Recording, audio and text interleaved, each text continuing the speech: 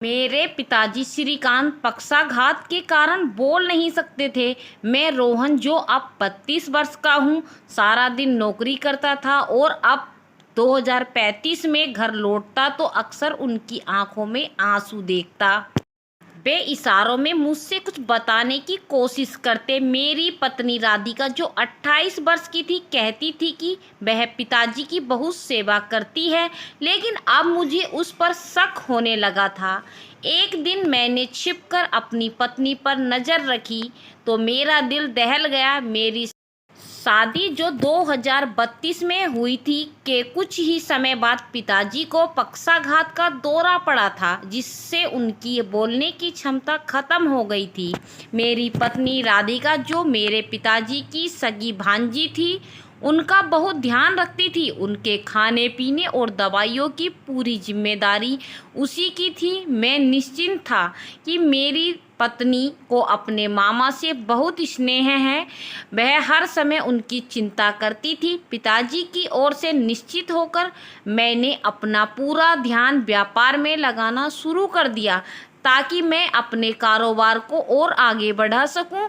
लेकिन कुछ समय बीता तो मुझे महसूस हुआ कि पिताजी की आंखों में हर वक्त आंसू रहते थे।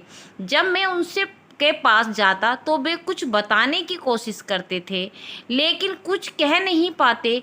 शुरुआत में मुझे लगा कि पिताजी चुप रहने से उब गए हैं, वे बोलना चाहते हैं, बस यही वजह होगी। मगर फिर मैंने गौर किया कि जब भी पिताजी कुछ बोलने की कोशिश करते, मेरी पत्नी उसी समय कमरे में आ जाती। उसे देखकर पिताजी बिल्कुल चुप हो जाते और आंखें मूंद लेते थे। मुझे अपनी पत्नी पर शक हुआ। यकीनन वह कुछ ऐसा कर रही थी जिससे पिताजी उसके सामने कुछ कहने से डरने लगे थे।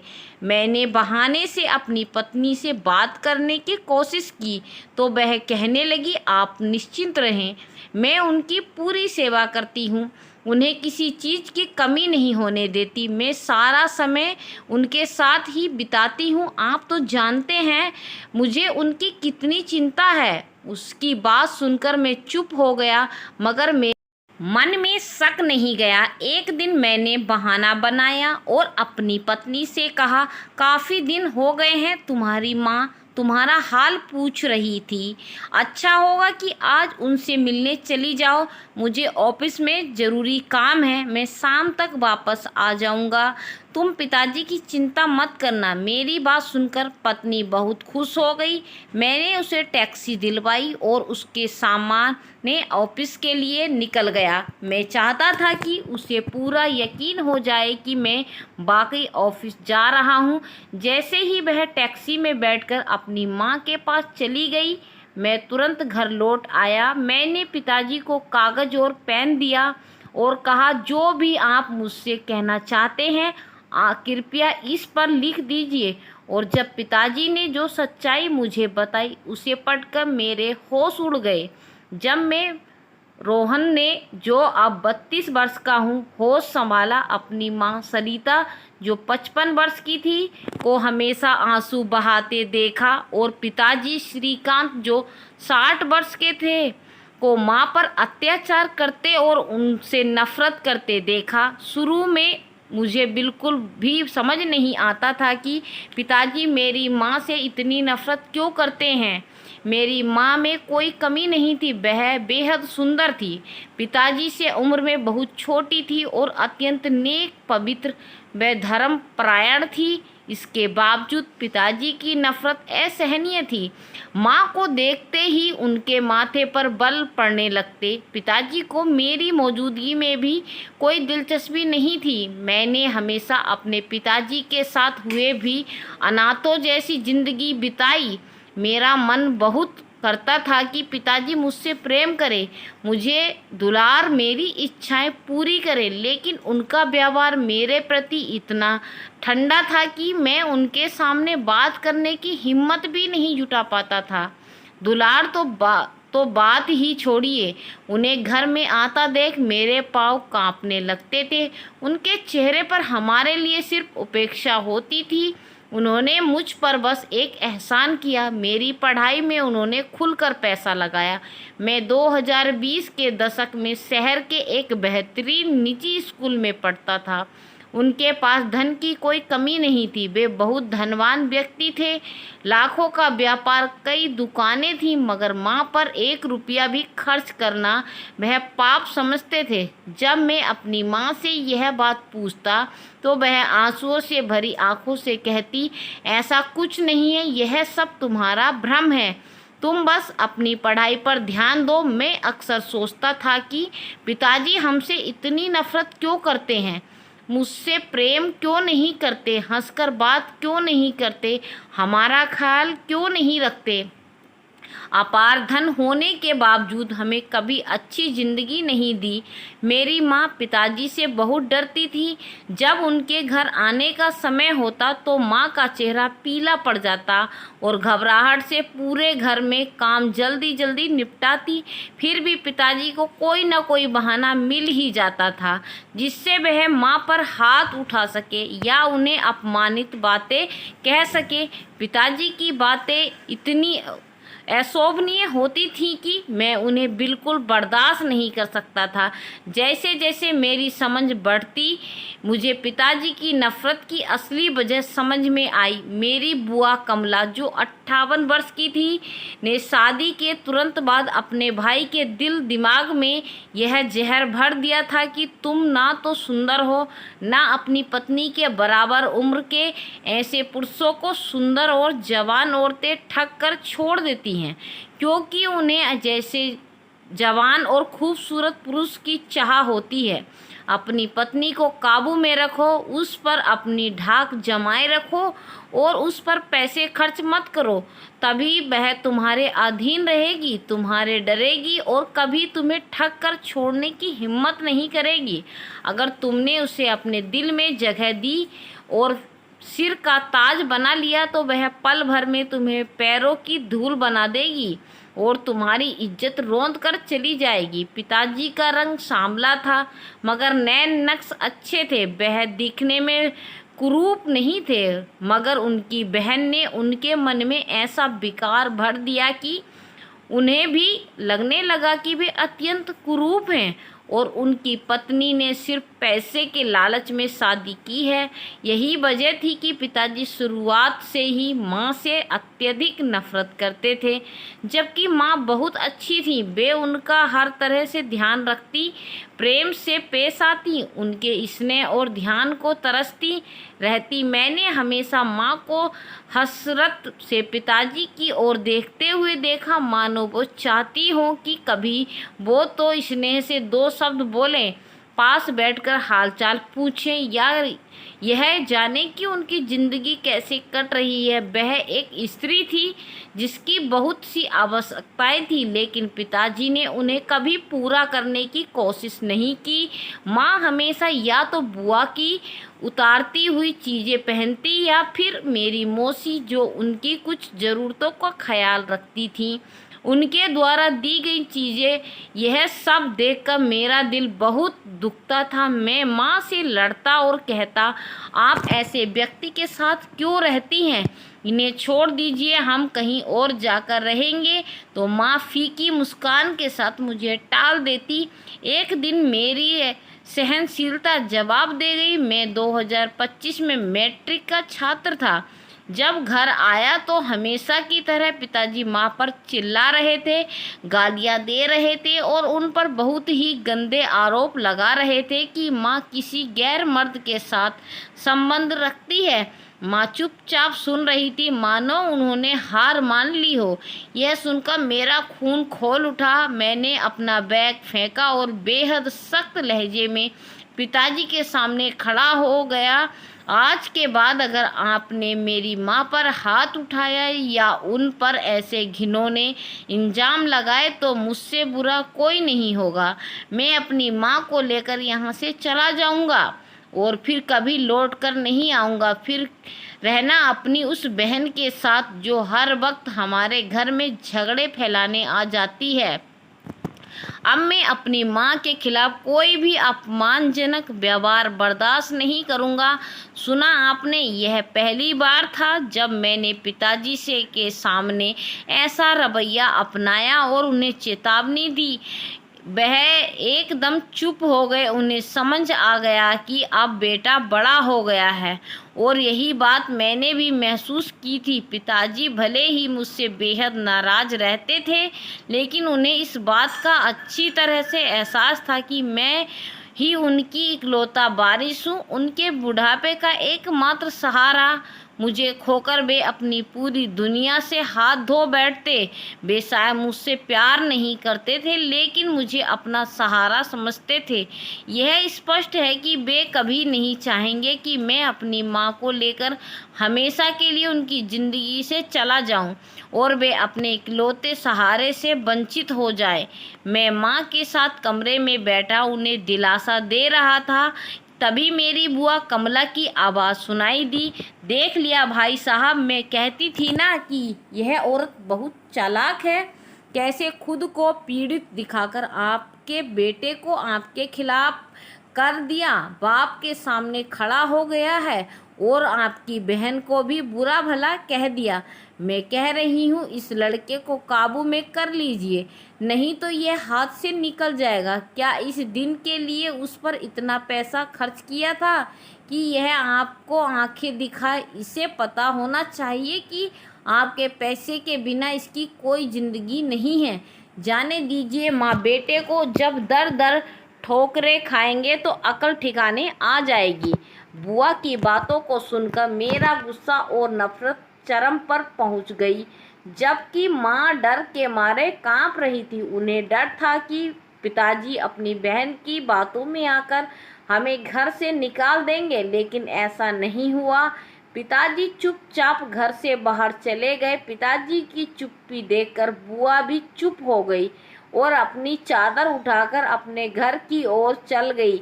उसके बाद पिताजी ने मेरे माँ पर हाथ उठाना तो छोड़ दिया था। अब वे उनसे गाली गलौज भी नहीं करते थे, ना ही उनके चरित्र पर कोई सवाल उठाते थे। हालांकि वे अब भी अपनी कमाई माँ पर खर्च नहीं करते थे। माँ अब भी अपने भाई से थोड़ा बहुत खर्च लेकर अपनी ज़िंदगी चला रही थी, लेकिन मैं बहुत खुश था। मेरे लिए इतना काफ़ी था कि अब मेरी माँ को मार नहीं पड़ती थी, ना ही उन्हें रोज़ अपमानजनक बातें सुननी पड़ती थीं। बुआ ने घर आना जाना बंद नहीं किया। वे और उनके बच्चे अब भी बेहिचक आते, पिताजी की कमाई पर ऐश करते और फरमाइशें करते। पिताजी भी अपने प्यार का हिस्सा उन्हीं को दे देते थे। यह सब देखकर मेरा खून खौल उठता था। फिर मैंने खुद को पढ़ाई में इतना व्यस्त कर लिया कि वह मुझे किसी चीज़ की परवाह नहीं हो रही थी। अब मुझे घर में माँ के अलावा किसी की परवाह नहीं थी। पिताजी को कुछ समझने या बताने का कोई लाभ नहीं था। माँ मुझे समझाती थी, वह कहती थी, रोहन, अपना मन दुखाने की कोई आवश्यकता नहीं है। सारी संपत्ति तुम्हारी है। कल जब तुम सफल हो जाओगे तो यह सब भी तुम्हें ही मिल जाएगा। यही बात तुम्हारे पिताजी की, तो उनके लिए ईश्वर से प्रार्थना करो कि ईश्वर उन्हें सद्बुद्धि दे, नहीं तो वह अपने कर्मों की सज़ा अगले जन्म में भुगतेंगे। मैं बस यह चाहती हूँ कि तुम अपनी माँ से परवरिश की लाज रखो और कभी किसी को यह कहने का अवसर ना दो कि तुम्हारी माँ ने ऐसी परवरिश की है। तुम अपने पिताजी की आंखों में आंखें डालकर खड़े हो गए। तुम अक्सर मुझसे पूछते थे ना कि मैं अपने पति से बहस क्यों नहीं करती और क्यों ऐसे पुरुषों के साथ रह रही हूँ, तो उनकी यही वजह थी। अगर मैं उनसे बहस करूँगी तो अपना अधिकार मांगने की कोशिश करूँगी, तो मुझे पूरा विश्वास है कि वह गुस्से में आ जाएगा और मुझे इस घर से निकाल देगा, तुम्हें मुझसे छीन लेगा। मैं तुम्हारे बिना रहने की कल्पना भी नहीं कर सकती। तुम मेरी इकलौती संतान हो। बस तुम मुझसे वादा करो कि कभी अपने पिताजी से बहस नहीं करोगे। माँ की बातें मेरे दिल को छू गईं और मेरे मन में को स्वीकार किया। बस फिर मैं अपने काम में लग गया। समय तेजी से पलटता गया। मैंने 2030 में एमबीए की डिग्री प्राप्त की। मेरी सफलता मेरी माँ के साथ साथ मेरे पिताजी भी बहुत प्रसन्न हुए। पहली बार पिताजी ने बड़े उत्साह से मेरे कंधे पर हाथ रखा। वह मुझे गले लगाना चाहते थे, लेकिन ठंडे रवैये ने उन्हें रोक दिया। वह समझ गए थे कि अब मुझे उनकी आवश्यकता नहीं रही। पिताजी चाहते थे कि मैं उनका व्यवसाय संभालूं, लेकिन मैंने मना कर दिया। फिलहाल मैं निजी संस्था में नौकरी करके अपनी माँ की सभी इच्छाएं पूरी करना चाहता था, और मुझे अनुभव भी तो चाहिए था। मेरी बात पर पिताजी चुप हो गए। फिर बोले, संपत्ति तुम्हारी है और इस पर अधिकार भी तुम्हारा ही बनता है। मैं तो बस यही चाहता हूँ कि तुम यह सब कुछ संभाल लो, ताकि मैं शांति से अपने बाकी जीवन के दिन बिता सकूँ। लेकिन यह तुम्हारी इच्छा है तो तुम्हें उचित लगे वही करो, जैसा चाहे अपनी संपत्ति और व्यवसाय का उपयोग करो। कोई तुमसे सवाल नहीं करेगा। पिताजी ने अपनी बात से स्पष्ट कर दिया था कि अब मैं जो चाहूँ कर सकता हूँ। लेकिन मेरी बुआ कमला की तो रातों की नींद हराम हो चुकी थी। इतना तो मैं भी समझ गया था कि उनकी नज़र अपने भाई की संपत्ति पर थी। वह चाहती थी कि उनका भाई सारी उम्र अपनी पत्नी और बेटे से दूर रहे और अपनी कमाई अपने बच्चों पर न खर्च करे। उन्हें लगता था कि वह अपने उद्देश्य में सफल हो चुकी हैं, लेकिन यह उनकी भूल थी। पिताजी को अपनी बहन चाहे जितनी भी प्रिय हो, लेकिन संतान से बढ़कर कोई नहीं होता। जब पुरुष वृद्ध हो जाता है तो सबसे ज़्यादा उसे अपनी संतान का स्नेह चाहिए होता है। उसका मन करता है कि उसकी संतान उसके पास रहे, ना कि बहन भाई। पिताजी का झुकाव मेरी ओर देखकर मेरी बुआ की हालत बिगड़ गई थी। मेरी नौकरी लगते ही बुआ ने एक नई चाल चली जो मेरे लिए अस्वीकार्य थी। जब नौकरी की बात सुनी तो पिताजी बोले, बहुत अच्छा, अब तुम अपने पैरों पर खड़े हो चुके हो, अब तुम्हें शादी कर लेनी चाहिए। मैं तुम्हारी बात अपनी भांजी राधिका के साथ तय कर दी है। तुम अपनी माँ से सलाह करके मुझे बता दो कि किस तारीख को शादी करना है। बाकी के सारे इंतजाम मैं तय कर चुका हूँ। पिताजी की बात सुनकर तो मेरे पैरों तले जमीन खिसक गई। मैं फटी फटी आंखों से पिताजी का मुंह देखने लगा। मेरी जिंदगी का इतना बड़ा फैसला वे मेरी मर्जी के खिलाफ कैसे कर सकते थे। माँ की हालत भी कुछ वैसी ही थी, जो अपनी भांजी को अपनी बहू बनाना चाहती थी। वह भाई जिसने सारी जिंदगी उनका ख्याल रखा, कभी पैसों के लिए किसी का मोहताज नहीं होने दिया, उसी की बेटी को बहू बनाकर अपनी ज़िंदगी सुकून से बिताना चाहती थी। मगर पिताजी ने ना मुझसे सलाह ली ना माँ से, और चुपचाप राधिका के साथ मेरी बात तय कर दी। आप ऐसा कैसे कर सकते हैं पिताजी? मैंने कहा, मेरी ज़िंदगी का इतना बड़ा फैसला मुझसे पूछे बिना कैसे ले लिया? मुझे आपकी बहन की संतान में कोई दिलचस्पी नहीं है। मैंने अपने लिए लड़की पसंद कर ली है और मैं उसी से शादी करूंगा। बेहतर होगा कि आप अपनी बहन को मना कर दें, चाहे कुछ भी हो जाए। मैं आपकी यह बात कभी स्वीकार नहीं करूंगा। किस अधिकार से आपने मेरा रिश्ता तय किया है? लेकिन सारी ज़िंदगी आपने मुझे अपना बेटा नहीं समझा, सिर्फ अपने मतलब के लिए मेरी पढ़ाई पर खर्च किए, मगर कभी मुझे अपनी संतान समझकर कुछ नहीं दिया। आज मैं जो जहाँ खड़ा हूँ वो सिर्फ और सिर्फ मेरी माँ की वजह से हूँ। आपको क्यों लगता कि मैं आपकी यह बात मान जाऊँगा? तुम्हें मेरी बात माननी ही पड़ेगी। उन्होंने कहा, मैं अपनी बहन से वादा कर चुका हूँ, राधिका तुम्हारी पत्नी बनेगी। अगर तुमने मेरी बात नहीं मानी तो याद रखना, मैं तुम्हारी माँ को तलाक दे दूँगा। फिर चाहे तुम माँ बेटा इस घर में चले जाओ, मुझे कोई फ़र्क नहीं पड़ेगा। मगर सोच लेना, इस उम्र में तुम्हारी माँ को तलाक लेते हुए अच्छा नहीं लगेगा। अब फैसला तुम्हारे हाथ में है। इतना कहकर वह चले गए। मैं दुख और गुस्से में डूब गया था। मैं पिताजी को बताना चाहता था कि उनकी धमकी से मुझे कोई फ़र्क नहीं पड़ता, मगर माँ ने मेरे सामने हाथ जोड़कर मुझे चुप करवा दिया। रोते हुए माँ कहने लगी, सारी ज़िंदगी मैंने इस बेरहम इंसान की बेरुखी झेली, अपने चरित्र पर उंगलियां उठती देख, सिर्फ इसीलिए कि बुढ़ापे में तलाक न हो और मैं दर बदर न भटकूं। मुझे पता है तुम मेरे आज्ञाकारी बेटे हो और तुम्हारे साथ मुझे कोई तकलीफ़ नहीं होगी। अगर एक औरत के लिए तलाक बहुत बड़ा धक्का होता है, इस उम्र में मेरे सिर पर कलंक मत लगाओ। बेटा, मैं तुम्हारे सामने हाथ जोड़ती हूँ। जैसा चल रहा है वैसा ही चलने दो।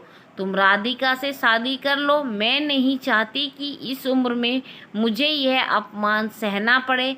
मैं अपना मामला भगवान पर छोड़ती हूँ, यह सबसे अच्छा न्याय करेगा और मैं यही दुआ करती हूँ कि यह फैसला तुम्हारे हक में अच्छा साबित हो। बस अपने पिताजी से बहस मत करो। मेरे लिए तो जैसे सब कुछ ख़त्म हो चुका था। मैं बुआ और उनके बच्चों से बेहद नफ़रत करता था। उन्हीं लोगों की वजह से मैंने कभी सच्चा सुख नहीं देखा और अब वही लोग फिर मेरी ज़िंदगी में शामिल हो रहे थे।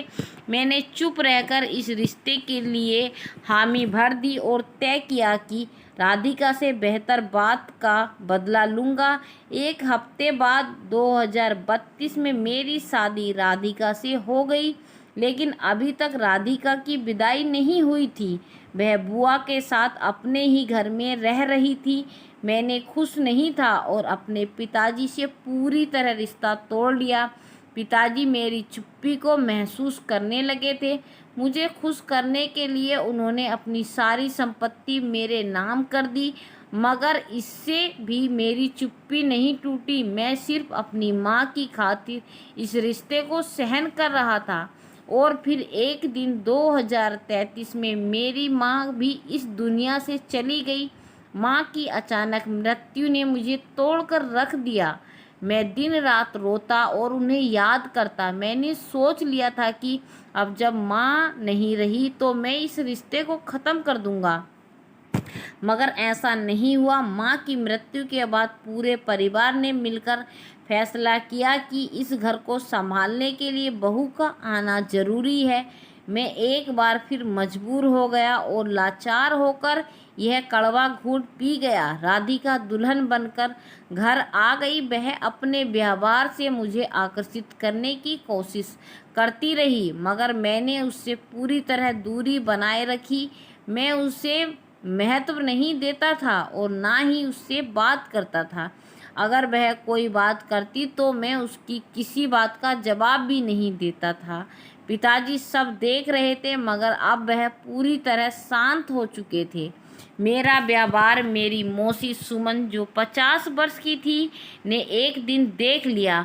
उन्होंने मुझे अपने घर बुलाया और स्नेहपूर्वक समझाया, देखो रोहन, मैंने पूरी ज़िंदगी अपनी बहन को तरसते और सिसकते देखा है।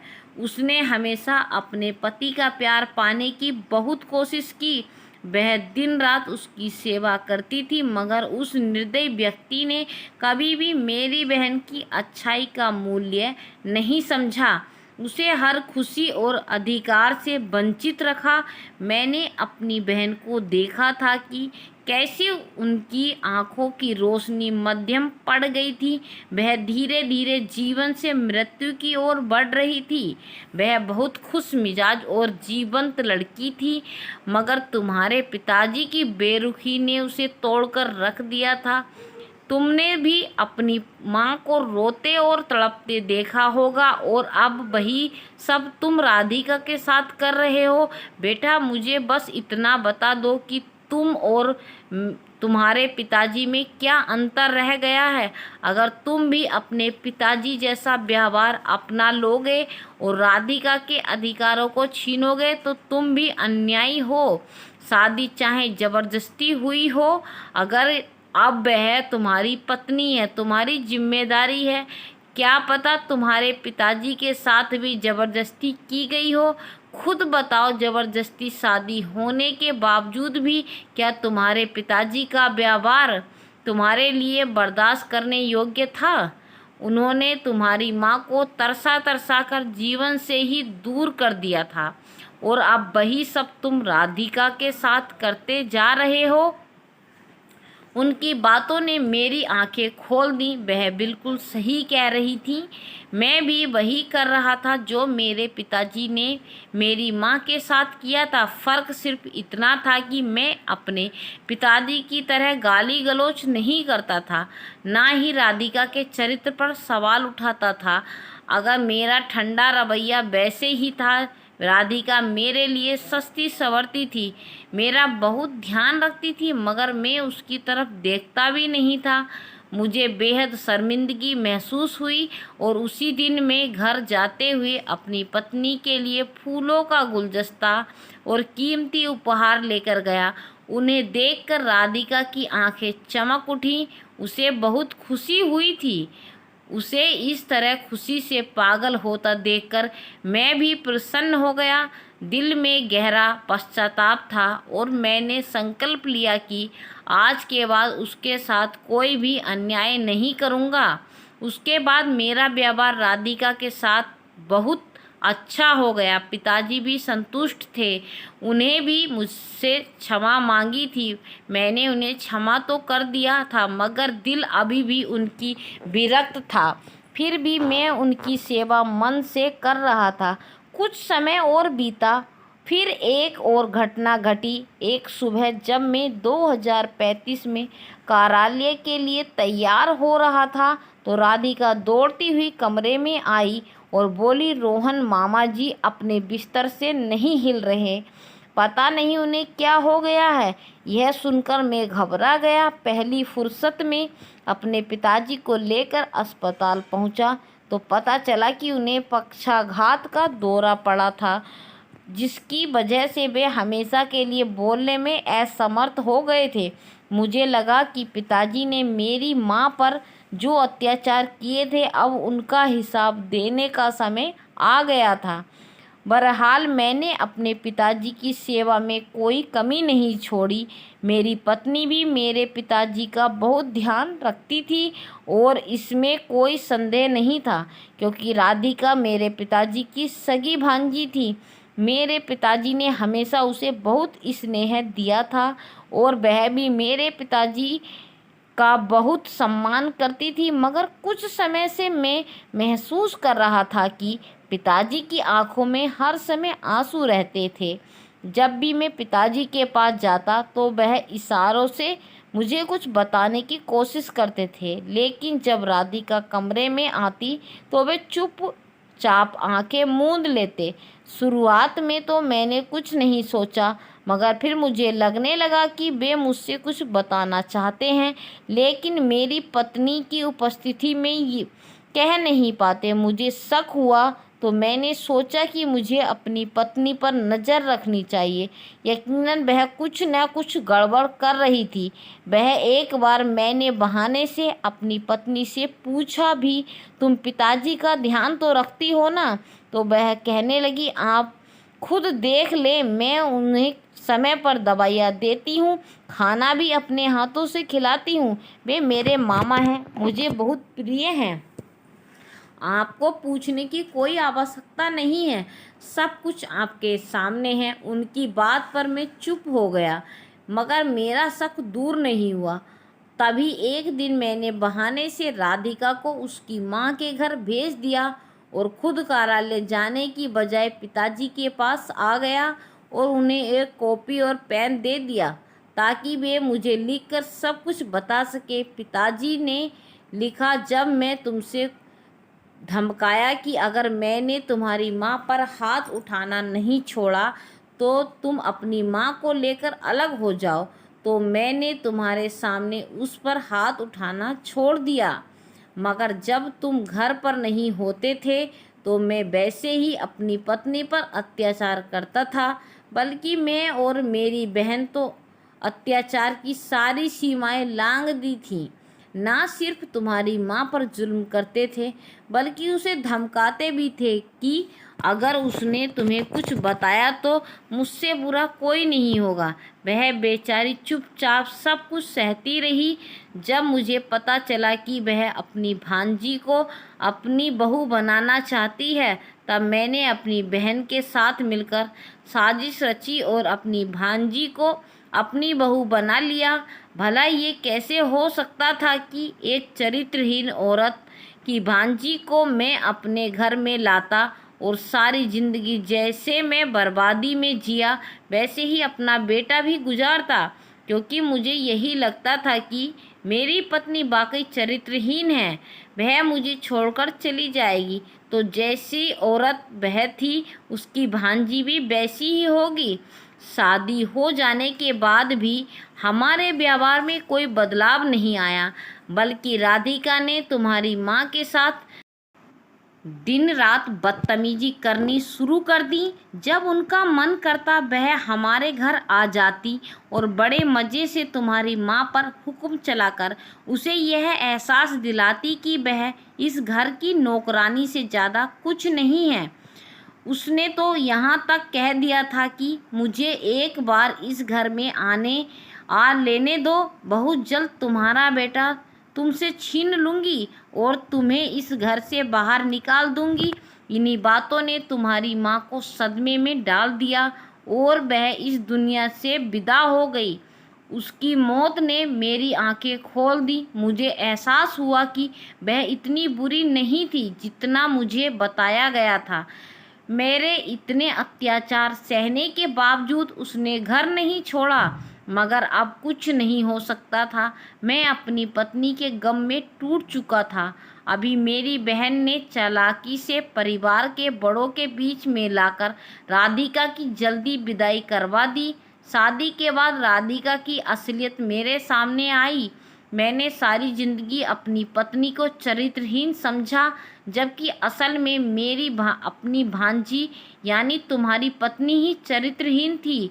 उसके गैर मर्दों के साथ अवैध संबंध थे। मैंने उसे देख लिया और समझाने की कोशिश की तो राधिका ने मेरे साथ बदतमीजी की।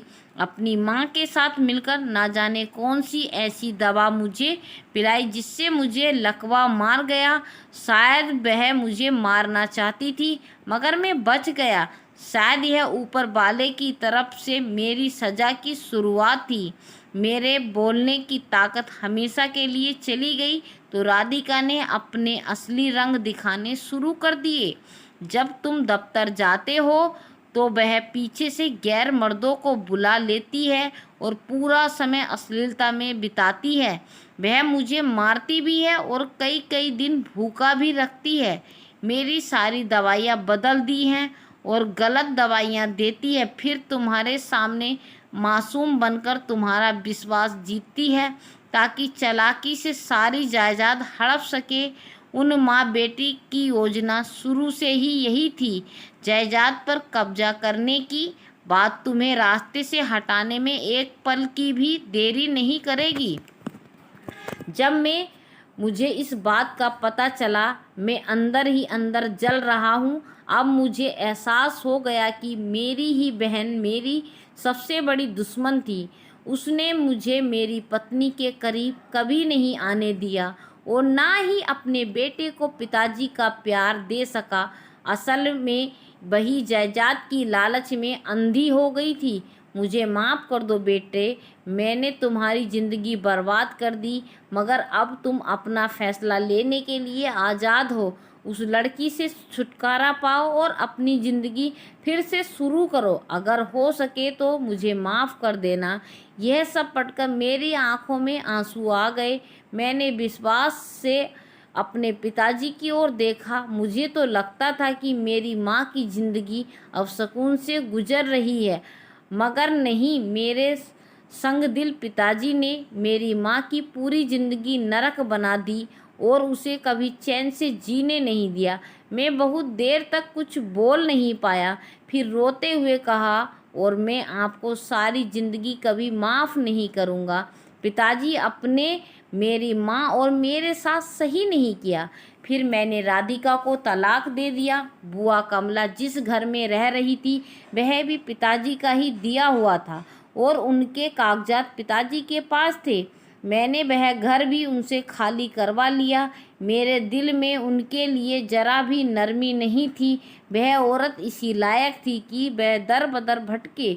बुआ ने मेरे सामने खुद को बहुत बेबस दिखाने की कोशिश की, मगर मैंने उन पर दया नहीं दिखाई। सारी जायदाद संभालने के बाद मैंने अपने मामा की बेटी सिमरन, जो 27 वर्ष की थी, 2035 में शादी कर ली और पिताजी के लिए पूरे समय की एक मेल नर्स का इंतज़ाम किया ताकि उनकी ठीक से देखभाल हो सके।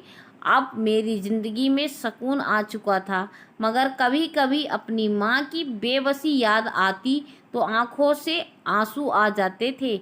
मगर भगवान का लाख लाख शुक्र है कि मरते वक्त पिताजी ने मुझे सच्चाई बता दी, जिससे मैं और अधिक अपमानित होने से बच गया। मुझे मेरे धैर्य का सबसे अच्छा इनाम मिला। सिमरन जैसी सुंदर और नेक दिल पत्नी मेरी ज़िंदगी में आ गई। इस कहानी का उपयुक्त नैतिक संदेश यह है कि सच और न्याय देर से सही पर जीतते जरूर हैं। जिंदगी में सब्र, सच्चाई और आत्मचिंतन ही इंसान को अंधकार से रोशनी की ओर ले जाते हैं। तो दोस्तों, यह थी आज की कहानी। इस कहानी के बारे में आपकी क्या राय है, यह कमेंट बॉक्स में ज़रूर बताइए। अगर आपको यह कहानी पसंद आई हो तो वीडियो को लाइक करें और चैनल को सब्सक्राइब करें और बेल आइकन पर क्लिक करके ऑल पर सेट करें, ताकि